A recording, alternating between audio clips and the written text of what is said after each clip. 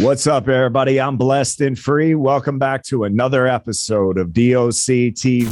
Good evening. My name is Kevin Alameen Haynes. I was born and raised in Brooklyn, New York. I was convicted in 1993 for armed bank robbery. I received 45 years for something called the 924C enhancements, where they group the guns and stack the guns and give you enhancements for them. I received 18 months for the bank, so I did 27 years altogether of my bid. I received 46 and a half years sentence, and of that I did 27 years. I've been home a little bit over a year. Wow, man, that's a lot of time to do in the system. Federal prison has a lot of crazy prisons, so what was the craziest one you were at, and what was the craziest thing that you saw at that prison? Well, actually, there was two. There was USP Lewisburg. In the early 90s, they was really like, that place was like a nomads. I mean, anything went there. I'm talking about bodies dropping. It ain't like now when you kill somebody and they lock the jail down, they do an investigation, they keep you locked down for a week or a month or something. It wasn't like that.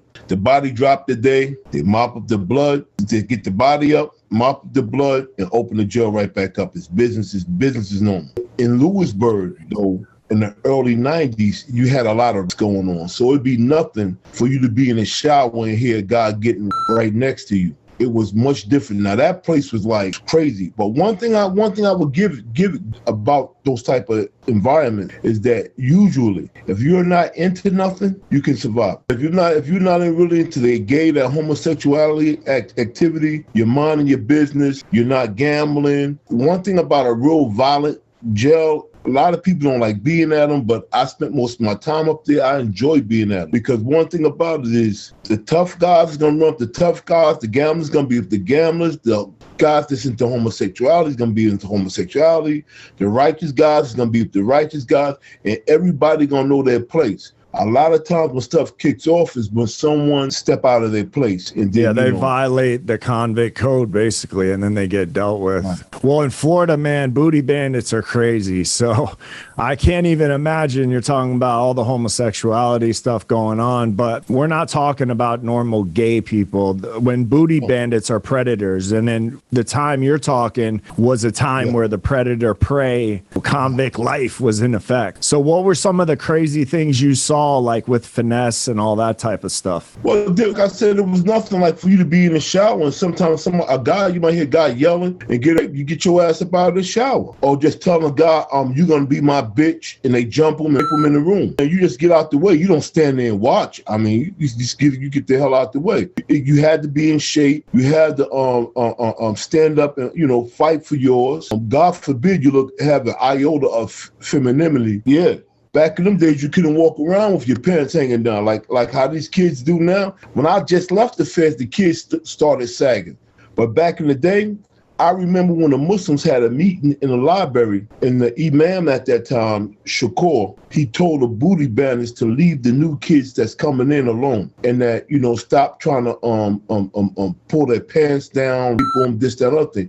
A lot of Muslims got involved to do a lot of evolution of that system. Through my tenure of being in there, I watched from us fighting to keep them from pulling their pants down. We got to now beg them to keep their pants up, because they sag, and they don't sag. In the late 70s and early 80s here in New York, we used to sag. And used to sag so your little BVD thing could show or whatever it is, and you sagged. You just sagged. These guys got their pants down. I'm talking about their pants is up underneath the ass, right up underneath there. You could see the whole smooth contour and thing of the ass. I'm like, what type of top? That's gay. That's advertising, bro. But they don't find nothing wrong with it. I see it here in the street. And I was like, wow. I mean, we went to wars about these guys, keep them from pulling the pants down. Now we got to beg them to keep their pants up. It's ridiculous. What was the situation as far as the gangs? Like, were they in effect fully, and did they allow shit like that to go down in the set? Yes and no. Back in the early 90s, we really didn't have too many gangs. We had some West Coast brothers that was G's, Crips and Bloods and stuff like that, right? But usually you had cars. You had a New York car. A car is like the group, the body of whatever state, the majority. So He had a DC car, a New York car, Alabama car, or as they say, a dirty South car, a Tennessee car, Florida car. So you had your cars. Those was the groups. As time went on now, I'm going to say like 2007, when I got down to Farrington in like 2000, because I did do an FCI bid for I did like 3 years at the FCI. When I got kicked out of there, but I explained that. When I got down to Farrington, that's when I realized how many gangs there was. Okay, when I left Lewisburg, I got kicked out of Lewisburg behind the 1995 crack riots. For those who don't know what that was, Congress refused to change the crack law. When Congress refused to change the crack law, we had a nationwide lockdown. They started having riots, and they tore up a lot of federal jails. But they said that I was one of the leaders of it, so they ended up kicking me out, sent me to Terry Hut. I get to Terry Hut. That's when I start seeing like a lot of the GDs, Vice Lords, Black Peastone Rangers, Crips, Bloods, Nietas, G27s. At that time, Terry Hut was like the Milton part for like all gang. Yeah, that was gangland, literally. Yes. Anywhere you go in the federal system, DC is the majority. Reason being is because they are the District of Columbia. They're not a city. So therefore, everything they do is federal. So their state system is federal. Their federal system is federal. So when they get convicted and sentenced, they automatically come into the federal system. That's considered like the East Coast, DC. So what happens is you have who will fall up underneath them is New York, New Jersey, Pennsylvania, and so on and so on. And we'll all get together and unite against wherever area we at, whether we on the West Coast or whether we on the in the Midwest, or where, you know what I'm saying, the East Coast are galvanized and come together with DC, and we'll unite that way. And that's how we defend one another. Speaking of DC, so DC blacks were like #1 enemies with the Aryan Brotherhood. When did that start to pop off? And were you like ever in a prison when you saw like an actual AB member? Yo, man, look, let me look. When I was in Lewisburg, right? All right. Listen in, everybody. It's gonna get good right here. Some people ain't gonna like what look, man. Stay real though, man. Keep it 100. I dealt with them dudes, man. And some of them dudes I love. The ABs.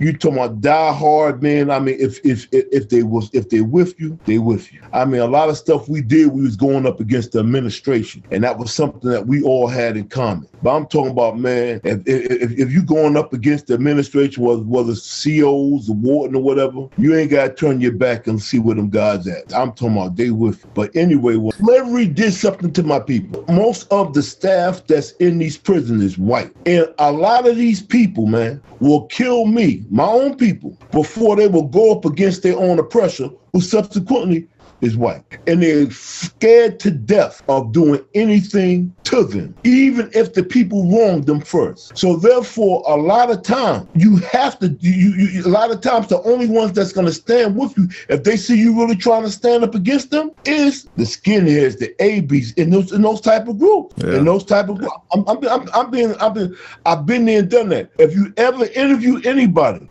they call me Al-Amin in the federal system. If you ever interview anybody, they'll tell you how I was in Terry Hut and tell you what I was doing and what I was on and what I was on with them. Them guys, we had like an alliance. I had an alliance with them guys. A lot of times, man, look, I don't agree with their ideology. Their thing is they don't believe in crossbreeding, or if that's your ideology, because I'm Muslim, if that's your ideology, then hey, man, that's what it is. But that's not what I'm here for. You know what I'm saying? This is what I'm trying to do. And this is what we had a totally different goal in mind. Right. Yeah, and we got together.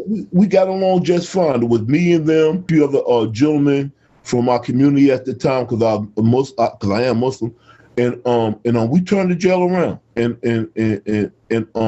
other groups got involved in the GDs, the Blackstones, and we changed the climate at USP Terry Hut when I was there. But after that, everybody got transferred, and then they turned it into a dropout spot. For those who don't know what a dropout spot is, it's a spot where guys who feel like dropping out of the game, they go there. Guys who told, they go there. homosexuality, like people that looks like women, they go there because it's like a safe zone. That's pretty much what they call it, dropout, but it's like a safe like zone. SNY and all that shit they call it. I know you just said when you were talking that, you know, people, if they knew you when you were at this camp and at this time, what you were on. So explain to the people, what were you on, bro? Like, what was going on in your mind and shit? See, just like they tell cops, oh, y'all gotta have body cameras on and turn your body camera on when you pull somebody over. They need to implement that inside of that damn them prisons. I've been saying that, bro. If y'all, that's accountability. That's what that shit is, and they don't want that because they know how fucked up they are. If they was to implement that inside of those buildings, inside of those prisons, and how they beat guys. So what happened was we got tired of them jumping on guys, and we came together and we said, look, this is what's going down, and we had plans for different things to be implemented. And they got to the point where we didn't take nothing off none of the staff. So after things did get better, things did get better, and like I said, then they began to start sending people out. They had Secret Service following me around. How they do that is when you come out your block, it'd be two guys in plain clothes, look nothing like you. Allegedly, they said I was going to do something to the executive staff in the water. They make you out to be this like mass plot murderer type shit. Well, I ain't gonna confirm or deny nothing. I'm just saying this is what they said. Okay, I see you living like that. Okay. Listen, but anyway, so you go out. They might be like 20 yards away from you, and they just watching you. Every move you make, if you sit, they watching. They watch until one day they pack me up and send me out. They ever put you on that diesel therapy? No, I didn't. I never really received diesel therapy except for when I was going to trial and the prosecutor did that. But outside of that, I can't say I had. No, I did. They black boxed us. After the crack riots, when we left Lewisburg, they black boxed us and said they're taking us to Harrisburg, Pennsylvania's airport, because we're gonna take the plane to Oklahoma City or Georgia, because they got the holdover thing there, and then from there we're gonna go to Terre Haute, Indiana. When people put us on that bus, man, I'm talking about we rode from Pennsylvania to Terre Haute. That was all of 17 hours on that bus. That's a shit black box too, man. That shit sucks, bro. Can't move, can't fucking get comfortable for nothing, man. Well, let me ask you this, man. Being in federal prison with all the cars, then the gangs coming into play, how did you deal with going through that? And then, like, now that you're out in the free world, is there any effect from that still? No, because, like, fortunate for me, I was out the game. When I was out the game, I got arrested, a rat. But outside of that, I went to school, did some college. I'm used to being around white people. I'm from Brooklyn, New York. I have a bunch of white friends, and so on and so forth. So when I went to prison, it was just it was like how I dealt with him. They knew, like, he's used to, you can feel that. So they like, okay, it's the political thing now, because there's certain things that they can't do with you and you're not supposed to do together, but y'all can talk and meet and do, that type of stuff. So it turns a little bit more political. But I had no problem with like, per se, like white people in prison, none at all. But now you have a lot of guys. But see, that was fortunate for me. And I used to talk to a lot of my friends. I'd be like, man, look. And they used to have a thing about all white people being bad. And I used to tell them, I apologize for you that the only time you came in contact with a white person is when he was throwing you up against the car, patting you down, hitting the hammer down, telling you you're guilty, or telling you bend over and spread your butt cheeks. Yeah. So you understand what I'm saying? So if this is the only problem that you have with white people, you're gonna deem that, or telling you, get up, or lock the door, or locking the door behind you in the cell. So if this is the only type of encounter you predominantly have with white people, then you have a misperception of white people. Yeah, I feel that 100%, man. I think it's all, you know, I mean, it's got a lot of work to do still, but I don't want to get caught up in that so much. What now that you're out of prison, man, I want to get more into your prison stories and everything like that. But what I want to ask you real quick before we do that is what is your outlook right now on people getting out of prison and with reentry programs, people that are doing motions, people that are trying to get guys out? What does that look like? Because you're in the middle of that. You know what I mean? Yes, they can get people out, and people's coming out. I mean, that's a good thing. The reentry, there's not enough reentry programs, and like I want to start one, and there need to be a psychological reentry program, and I don't mean by no damn psychiatrist. There should be a licensed psychiatrist there, or like someone who's been in there like me, and like I was explaining, like walk a guy through it. Like, you know, think of yourself as a baby. You know, babies don't crawl, they roll, and then they begin to crawl. And this is what it's like after you've been in 20, 30 years when you first come out. Because the New York I left isn't the New York of the New York of yesterday isn't the New York of today. I totally don't know where I'm at. I totally didn't understand, you know, how things was done. And like, I understood that, And I took my time, and I had no problem, because I have grown kids. I had no problem with asking for help. Like, how do you do this? Like, how do you do that? How do you do this? Which way do you do this? And this is basically what needs to be explained to them. And then, like, I just got off the phone from the gentleman who just got out. I told him, if you have any problems, if you're depressed or anything, anything, just call me and I'll talk to you. This is the type of reentry that a person needs. They think reentry is you come home, you get a job, and that's it. Now, a lot of guys may have PTSD, that